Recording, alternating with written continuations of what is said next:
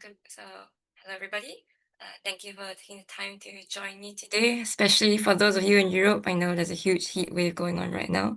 Of course, thank you, Sam, for the hard work putting the series of talks together. I'm Yanrong. I'll be talking about Mathilda, Mary Shelley's lost and found novella of father-daughter incest and self-destruction.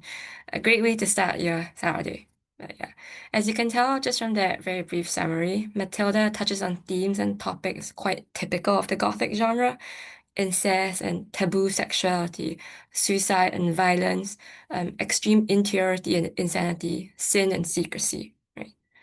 Um, Even the history of the manuscript itself is, well, quite Gothic. In 1819, Shelley had sent the manuscript to William Godwin, her father and occasional agent. She was seeking his advice for its publication.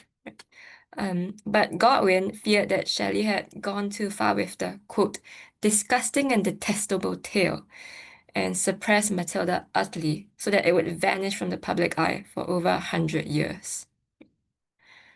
Had Shelley gone too far? If so, why had she gone this far? Where do we go with Matilda's Gothic extremities of incestuous relations, violent suicide, and hellish imagery? These are among some of the questions we'll be exploring today as we consider Matilda in conversation with gender, the Gothic, and its other influences. So just to give an overview of how the presentation will go, right? I'll begin with a summary of Matilda's plot. I think this will come quite handy today, before going to some of its more immediate biographical context. Then I'll talk about the history of its composition and revision, including its original version as The Fields of Fancy. In the third part, we'll talk a bit more about its influences, what Shelley was reading at the time, what she was inspired by. This includes Mary Wollstonecraft's feminist criticism and the historical account of Beatrice Cenci. Each section is kind of structured to sort of introduce some scholarly viewpoints as we go along. I'm hoping that at each point you also get some questions that you might want to think about further in the future.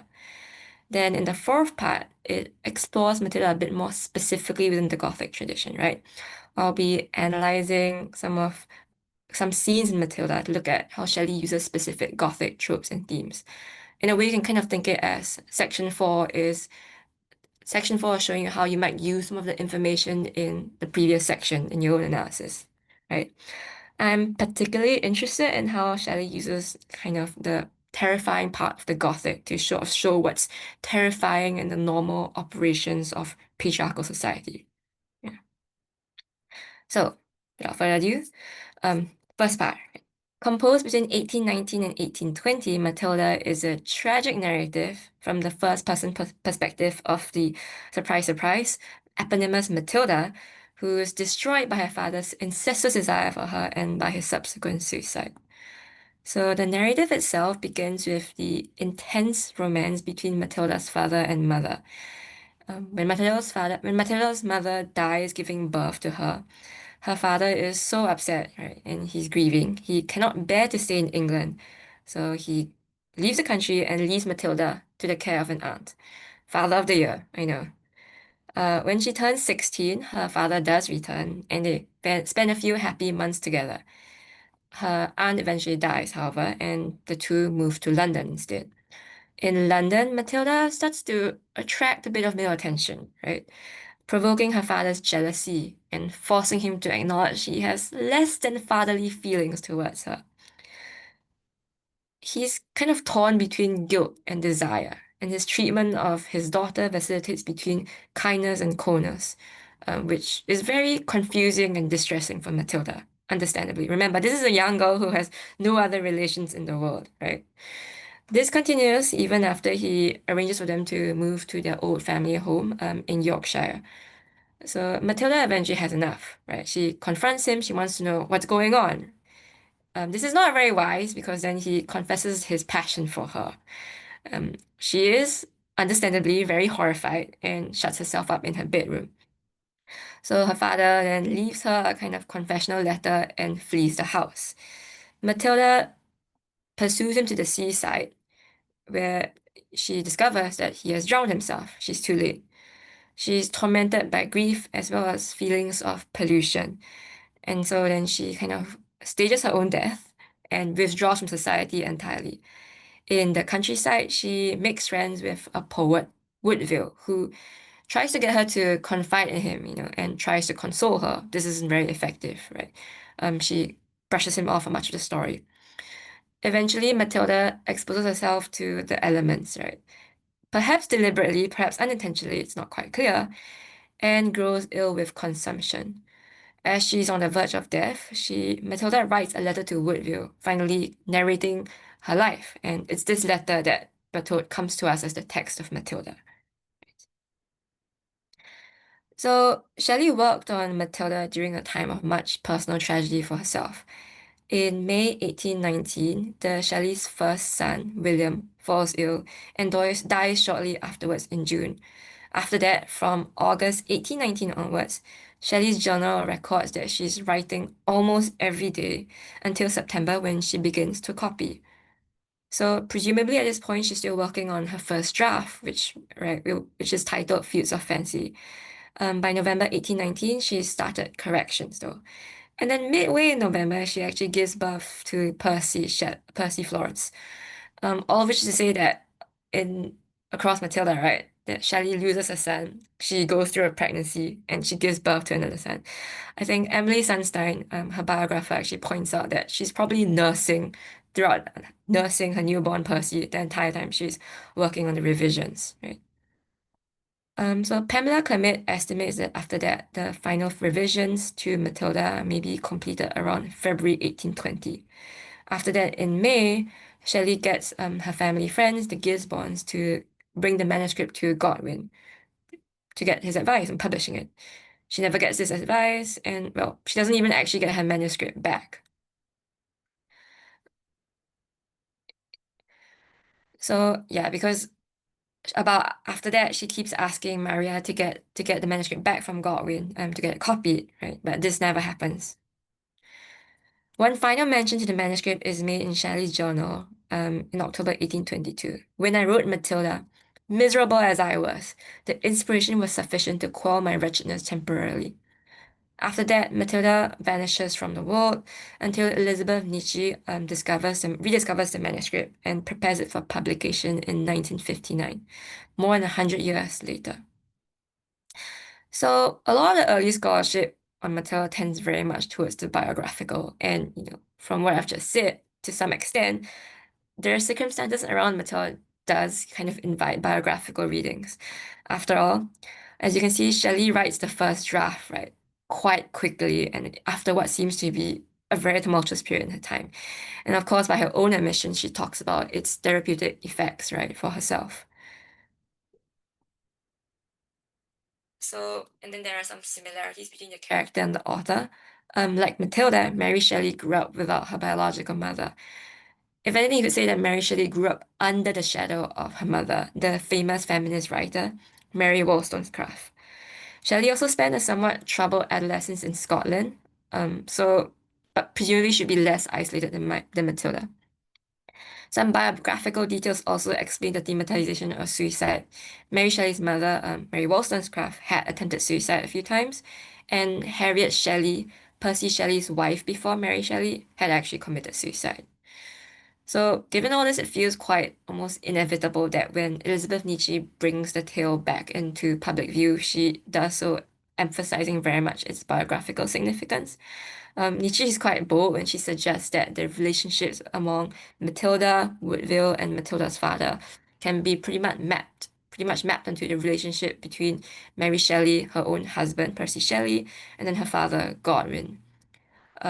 Nietzsche kind of attributes the mournful tone of Mary Shelley's of Matilda to Mary Shelley's grief for the loss of her child, but also the grief for how she felt like she had lost her father in a way, feeling that Godwin could never really be as sympathetic towards herself as she wished.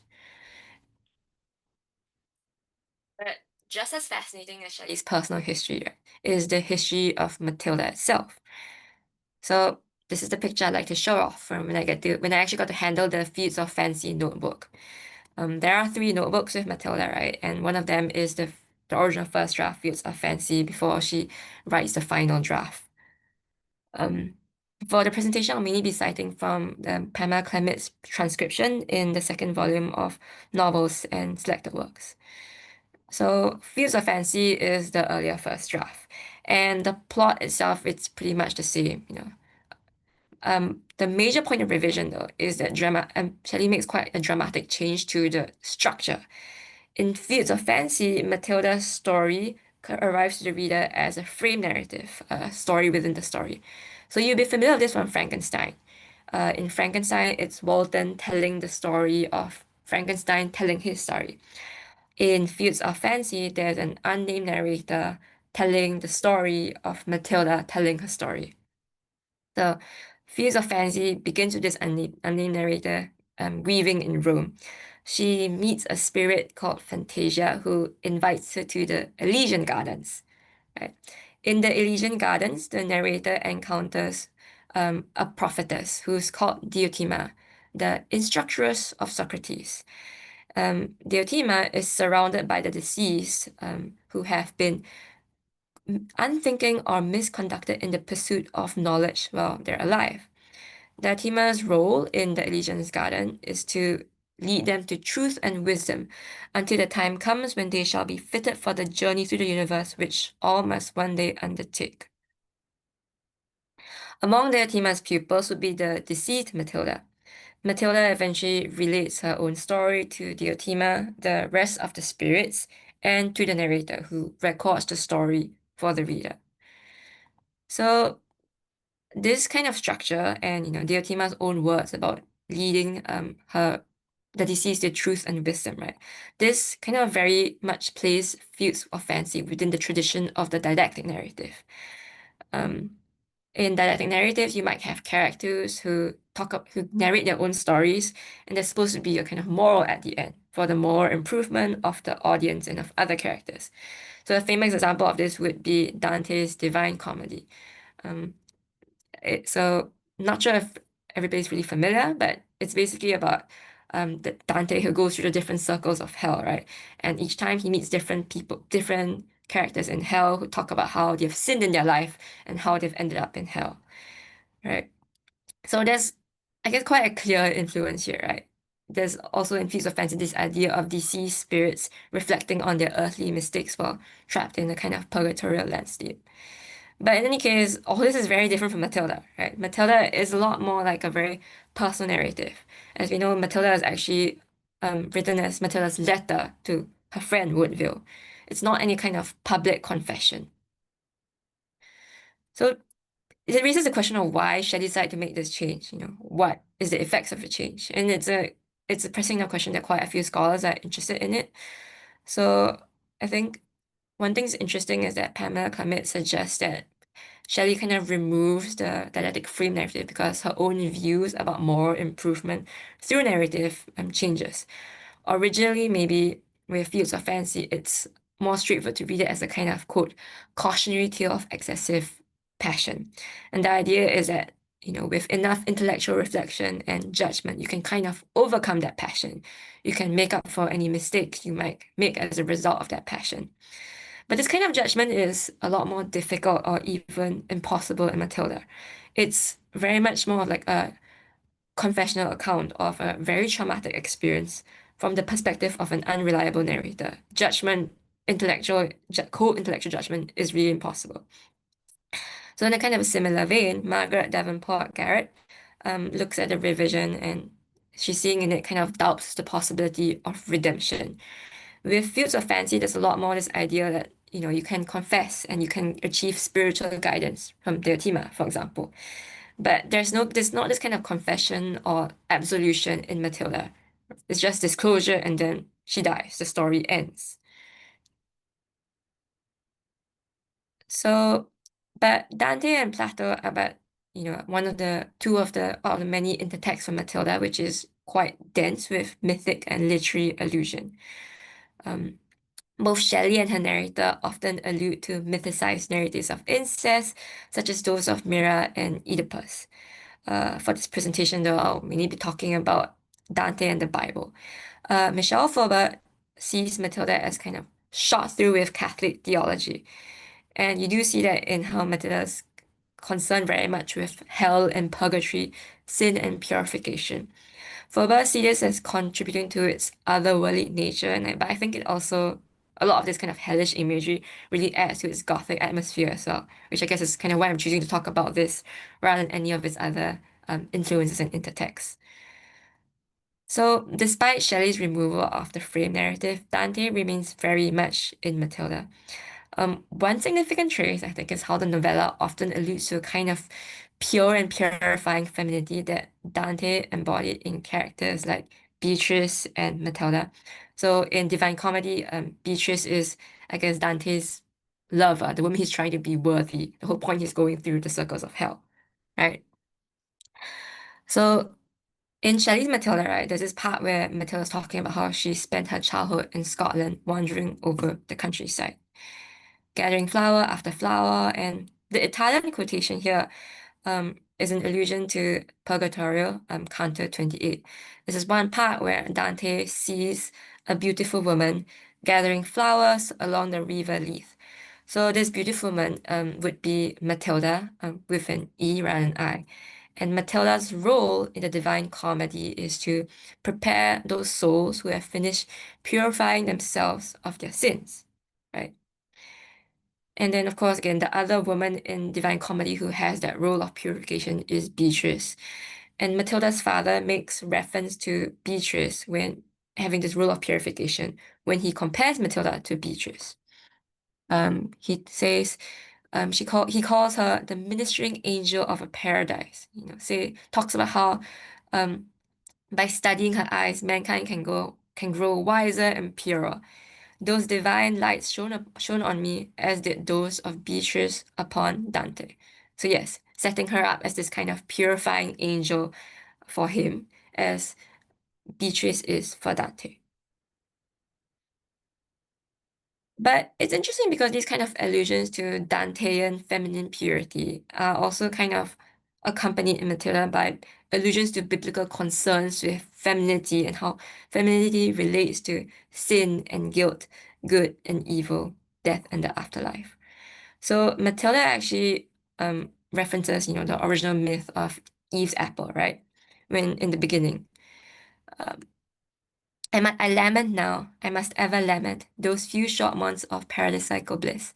I disobeyed no command, I ate no apple, and yet I was ruthlessly driven from it. Alas, my companion did, and I was precipitated in his fall.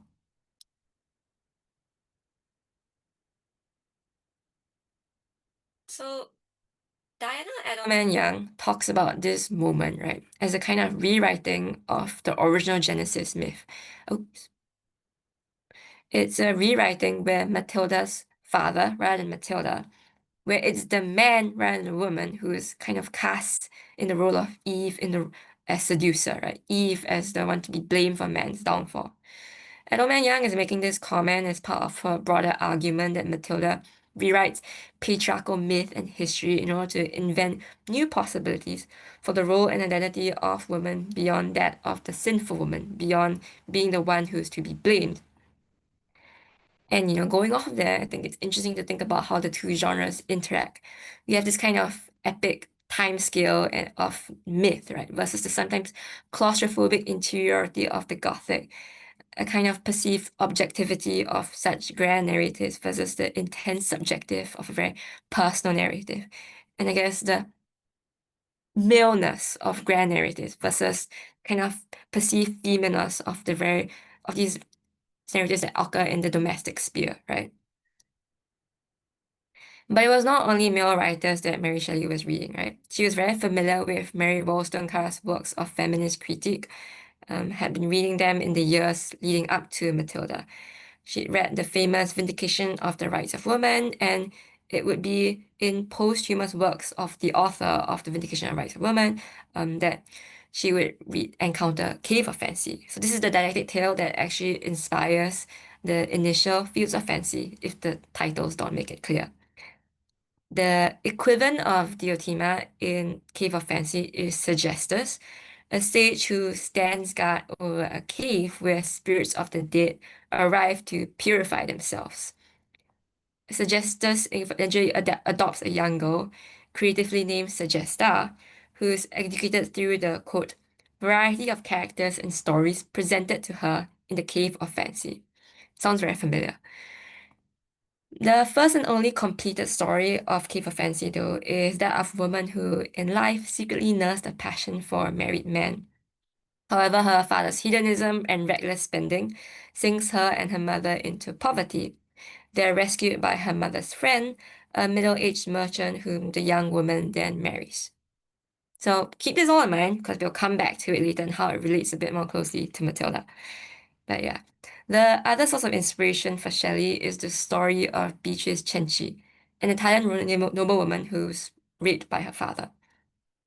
In the 14th century, the House of Cenci was ruled by its tyrannical patriarch, Francesco Cenci. Cenci deliberately deprives his sons of his their inheritance and instead uses his wealth to indulge in his many vices. This includes his fondness for courtesans. He imprisons his youngest daughter Beatrice within his palace, beats her, and eventually rapes her. This drives Beatrice to eventually put together a conspiracy to assassinate her father. Though she is caught and condemned to death, the wider world kind of meets Beatrice's actions with mixed and uncertain judgment. Even when she finally appears on the scaffold, it's significant that she does so in the manner of nuns, to use Mary Shelley's own words. Right? When the Shelleys first encountered the story of Beatrice Cenci in 1819, Percy Bysshe Shelley actually encouraged Mary Shelley to try her hand at writing a drama based on the history. In June 1819, Shelley does try to translate the history. She works off some materials from the archives of Palazzo Cenci in Rome, and this would become her translation, The Relation of the Death of the Family of the Cenci. So even though Percy Shelley ended up being the one who writes to play the Cenci, it's still quite clear that the history has, a discernible influence on Matilda. We can see the sort of beautiful and virtuous young woman who has to kind of face an unnatural father with unnatural desires. And there you could see that there's obviously the common point of the unnatural death of this unnatural father. Diana Edelman Young even suggests that the father's suicide in Matilda can be read as a kind of figurative parasite. In her reading, when Matilda goes to the sea, right, she's not just going to the sea to save her father, but in a way, she pushes him over the edge into the sea. And there's kind of other details in the narrative that support um, Edelman Young's reading, which does make it an interesting point of comparison with Beatrice Cenci's more literal and public parasite. But it also kind of surfaces another common point, how both Matilda and Beatrice's story end on an ambiguous note, right? It's not clear whether we're supposed to judge the woman in question as in the right or in the wrong. And I think we could also have a more general discussion on the relationship between real history and Gothic fiction. Much of the Gothic genre does tend towards historical settings, as in Castle of Otranto and Mysteries of Udolpho. And of course, there is a general preoccupation of the genre with history, the past, memory, hauntings, right? And Matilda, as I've said, has been kind of read as Shelley's personal history, but it's also been read as a kind of mythic history for women. And if we go off Shelley's knowledge of Wollstonecraft's commentary, we can say that Matilda might be read as a universal history of women's socialization. And then how does the actual specific real history of Beatrice Cenci fit into all this? Whose story is this really? Amidst Matilda's repeated references to myth and history, do we read the novella as a story of one woman, many women, or all women? What would be the implications of such a reading? So now we'll go on to something quite different, close reading some specific scenes in Matilda to analyze how Shelley uses Gothic themes and tropes. Compared to the previous sections, there's more of my own interpretation and speculation here. So of course, you're more than welcome to disagree. What I'm trying to do here in this section is really to give an example of how you might use like the information of the Shelley's influences to analyze Matilda, if that makes sense. So mainly I'll be thinking about gender and gender dynamic intersection as articulated through tropes of incest, entrapment, and Gothic interiority. So let's start with the most prominent Gothic trait in the novella, the father-daughter incest. It's worth noting that despite Godwin's reaction, Matilda's thematization of incest is actually quite typical of the genre and period in which Shelley was writing. There are overtones of sibling incest in Godwin's own novel, Mandeville, and Shelley's own husband, Percy B. Shelley, considered incest, quote, a very poetical circumstance, which is maybe not something you'd like to hear from your husband, but yes. Um, the incest is disgusting and detestable is, I think, actually quite the point. Through the repulsiveness of father-daughter incest, Shelley is able to make newly visible the perverse operations of heteronormativity. That's to say, I think incest seems gothic because it's heterosexuality in an abnormal form. But if you think about heterosexuality as kind of already abnormal, then it makes sense that Shelley is using the gothic in this kind of way. In this way, she's kind of able to talk about some very perverse parts of normal heterosexual relationships, right? Such as the enforced dependence of women on their male family members and the way they're denied identity, individuality, and agency outside of male family members. So the father first becomes aware of his less than pure feelings for Matilda when he grows jealous of potential suitors, right? Where he reflects that I desired only that which I possess at first. I loved you as a human father might be supposed to love a daughter born to him by a heavenly mother.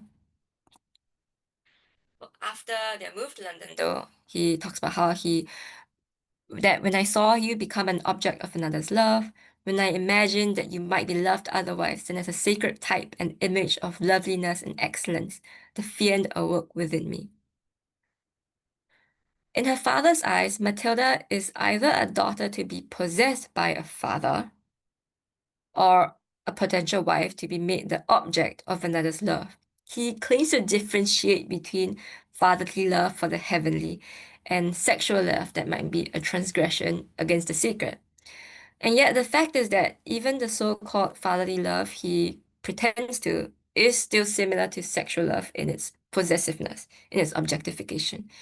And if there is any meaningful difference, it's made void anyway by his later declaration that actually he does desire her as a lover. As Anne K. Mellor puts it, the father-daughter incest wrenches into visibility the way that natural heterosexuality becomes a kind of incest. So Mellor suggests that Shelley might have been influenced by Mary Wollstonecraft's analysis of marriage and within the patriarchy, right? How marriage keeps a woman helpless and financially dependent on either her father or her husband. The societal expectation for women to marry older men with the power and the financial and cultural capital to control them is in essence the expectation for them to remain helpless daughters marrying their fathers. And you can kind of see this even in the marriage in Cave of Fancy, which, by in every other way is really an example of natural heterosexuality, a kind of normal marriage, right? The young woman professes that she feels for the middle-aged merchant all the affection of a daughter. And it makes sense because this daughterly affection is a response to his own kind of fatherly kindness, right? It's very fatherly how he's using his wealth to save the young woman from her biological father's mismanagement of his own finances, right? It's paternal protective. So, in light after this, much of the relationship is premised upon the young woman feeling a mighty depth of gratitude towards him. However, she says that the merchant then, quote, mistook my tenderness for love. And then, out of gratitude, she feels obliged to accept his proposal of marriage. So, in effect, this is a story where a young girl exchanges financial dependence on her father for financial dependence on an older husband, right? So, despite ostensible difference between a father's love and a husband's love, incest kind of makes newly visible a deeper similarity, how both are relationships founded upon the ownership and objectification of women. So this kind of psychosocial structure around this pattern of female dependence is further reinforced by the institution of the family and the home itself. I want to suggest that in Mathilda, the family home and the seat of English domesticity is kind of Gothicized in the tradition of the castle, the dungeon, the underworld, as a kind of metonym for how the institution of family works to entrap women. After Matilda's aunt dies, she and her father moved to London. And in London, there's at first a kind of fairy tale romance with the domestic idyll, right? A tale of the bourgeois family done right. Matilda's father is born in affluence, and so she's able to provide for her, gives her much luxurious delight and very comprehensive education. As her father and her sole source of financial support, he's as generous as the king of an enchanted palace, which is how Matilda describes their time in London. This kind of generosity, though, is ultimately premised upon the father's authority and the daughter's dependence on him being her sole source of financial support, so that generosity that can at any moment become tyranny. And it does become tyranny once the father is aware of his jealous love for Matilda. Matilda speaks of her terror at her father's unpredictable moods, kind to her one moment, and then hostile the next day, the next hour. Um, when his voice, which is once so gentle and dear to him, now makes her shiver when he addresses her. She compares herself to Proserpine, once heedlessly gathering flowers on the sweet plain until the king of hell snatches her away to the abodes of death and misery. So in this way, the king, the ruler of the enchanted palace becomes like the king of hell, imprisoning Proserpine. The tyranny Matilda feels at this point is mostly psychological, and I guess we could borrow from psychology to describe it as her maybe feeling like being trapped in a cycle of love bombing and emotional neglect. But more generally, I think we can talk about how this psychological entrapment is obviously made worse by her material entrapment, by her financial and intellectual dependence on her father. And I think it's significant that she compares her to the king of hell, not only because, well, he's trapping her in the abodes of death and misery, but remembering also that the king of hell, Pluto, is also the god of wealth, right? So you can see how this abode of death and misery is founded upon this foundation where he's also the ruler of her wealth. Even without a literal prison to entrap Matilda, right? Her father controls her movements. He gives the command for Matilda's removal to Yorkshire, the old family home, right? And it's at Yorkshire that allusions to images of hell continue, alongside references to the father's own role in Matilda's personal hell. Her father proceeds to a kind of spiritual tyranny over Matilda, right? He takes her over all the old rooms where her deceased mother once inhabited. And then he says to her, "When I was last here, your mother read Dante to me. You shall go on where she left off." Surrounded by the Dantean moral wilderness of the fields and woods, the house becomes a kind of purgatory, right? Where father, in my madness, I dared say to myself, Diana died to give her birth. Her mother's spirit was transferred into her frame, and she ought to be as Diana to me. So yeah, there's this kind of spiritual tyranny where he wants the mother's soul to be literally moved into his daughter's soul. Not creepy at all. Yeah. So one aspect of his tyranny is to demand that his daughter be a sexual object to him, as her mother was. This tyranny is enabled by the fact that his daughter is intellectually, financially, emotionally, spiritually, morally dependent on him, in the same way that Diana, mother, once was. Incest makes a confusion of fatherly protector and sexual aggressor. And, and at the same time, the home likewise is no longer a shelter from danger, but the site of its very realization. When, after the father's confession, Matilda tries to flee the hellish woods, she tries to shut herself up in her room. But, it's a fundamentally meaningless gesture to try to hide from the master in the master's own house. And Matilda discovers this when her father skulks by her closed door in the dead of the night. On a sudden, I heard a gentle step ascending the stairs. I paused breathless, and as it approached, glided into an obscure corner of the room. The steps paused at my door, but after a few moments, they again receded, descended the stairs, and I heard no more. That he should be restless, I understood. That he should wander as an unlaid ghost and find no quiet from the burning hell that consumed his heart. But why approach my chamber? Was not that sacred? I felt almost ready to faint while he had stood there, but I had not betrayed my wakefulness by the slightest motion, although I had heard my own heart beat with violent fear.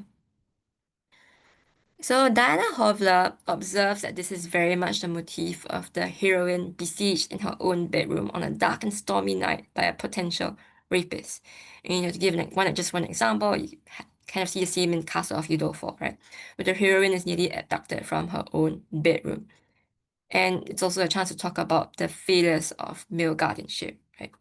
But we could also talk about Cenci's palace and Beatrice Cenci's imprisonment within it. There, Francesco Cenci would shut Beatrice up alone in an apartment of the palace, where he himself brought her food, so that no one might approach her, and imprison her in this manner for several months, often inflicting on her blows with a stick.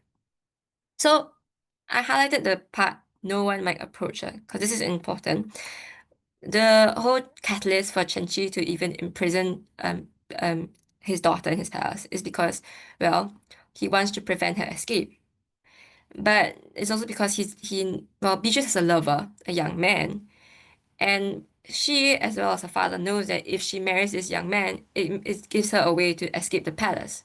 Because she can go to a different house as the wife of someone else, right? And so essentially, in other words, Cenci makes this move to possess his daughter's sexuality the moment he suspects it's gonna slip from his clutches into the hands of a different man. And similarly, Mathilda's father isolates her in their Yorkshire home when faced with the possibility that suitors in London might be able to take new ownership over his daughter, right?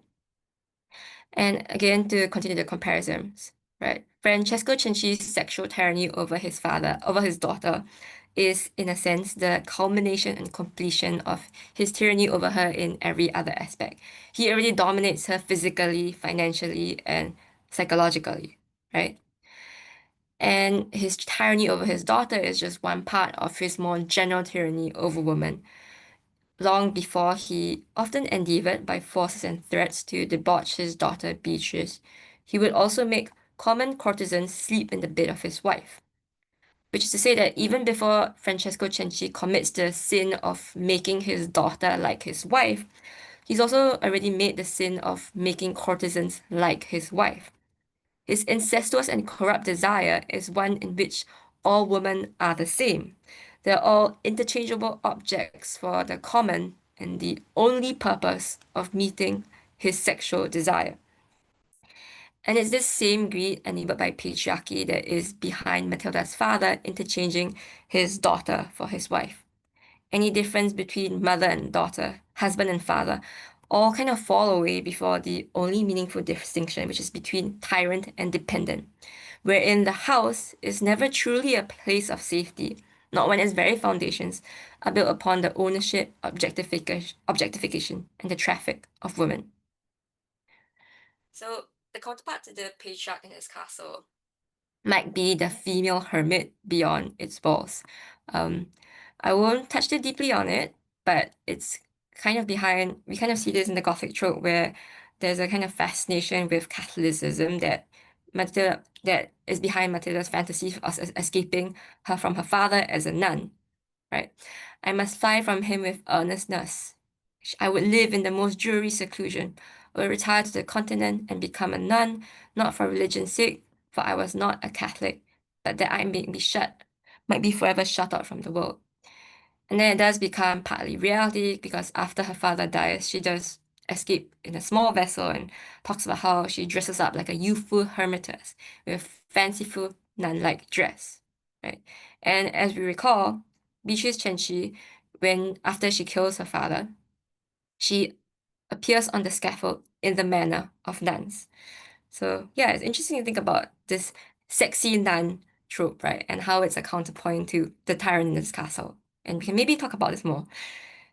But I want to talk about also how even as the Gothic makes newly visible the mechanisms of female entrapment, it's also kind of suggesting itself as a resource for articulating that entrapment. Kathleen A. Miller writes that it's specifically the revision of the frame narrative that more explicitly situates Mathilda between the Gothic and the supernatural. And certainly it's the case that it's not a didactic narrative anymore. It's a first-person narrative. There's a lot of inner monologue. There's a lot of interiority and reflection. So it's the Gothic genre that endows Matilda's narrative with some resources specific to the genre. For example, the stifling interiority of the first person and its repetitious eye. This kind of uninhibitedly casts the spotlight on Matilda, on her experiences, on her feelings, where these are experiences and feelings that seem beyond conventional representation. Is the intense subjectivity of the Gothic that allows them to be articulated, particularly allows them to be articulated against the patriarchal injunction for silence. Think Shelley, in Shelley's translation of Beatrice Cenci's Rape, she actually abbreviates the scene of the assault, right? She leaves this footnote. Details here are horrible and unfit for publication. It feels like Matilda's gonna be, and Matilda seems to begin with a similar silence, right? As a tale unfit for utterance. And yet by the end, all of it is uttered. And it's in the uttering that it manifests its female narrator's discursive power. If we read the story as one of female victimization, it's in the telling of the story that Matilda comes into her power to decide how the story of her own victimization might be told. Matilda's wresting it from male narrative control to arrive at her own female Gothic ending, one that asserts female creativity and agency in defiance of women's fears and anxieties. After all, quite a few of Matilda's problems come from men trying to tell her story for her. Her father's objectification of her is founded upon him seeing her as her mother's spirit, as a fairy, as an angel, as Dante's Beatrice, never as an individual. Matilda at first suspects her friend, the romantic poet Woodville, of the same. I am, I thought, a tragedy, a character that he comes to see act. Now and then he gives me my cue that I might make more a speech more to his purpose. Perhaps he is already planning a poem in which I am to figure.